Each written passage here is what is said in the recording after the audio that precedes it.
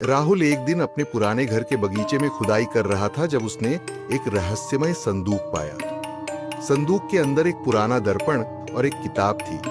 किताब में एक प्राचीन जादू के बारे में लिखा था, जिसमें हम शाकल या क्लोन बनाने की विधि बताई गई थी। राहुल ने इसे मजाक समझकर छोड़ दिया, लेकिन उसे ध्यान आया कि उसके एक ही तरह के कई लोग आसपास दिख रहे हैं।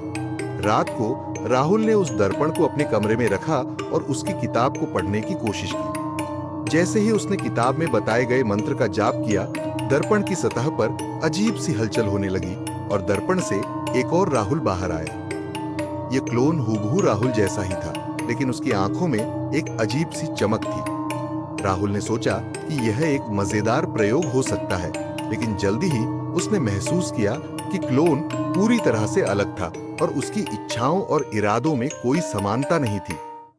क्लोन धीरे धीरे राहुल के जीवन में घुसपैठ करने लगा। उसके दोस्तों और परिवार के साथ भी व्यवहार करने लगा। राहुल को एहसास हुआ कि क्लोन उसके जीवन पर पूरी तरह से नियंत्रण पाने की कोशिश कर रहा था और उसकी पहचान को छीनने की योजना बना रहा था। रात को राहुल ने दर्पण और किताब को जलाने का फैसला किया। जैसे ही उसने किताब जलाई और दर्पण को तोड़ा, क्लोन चीखते हुए दर्पण में समा गया।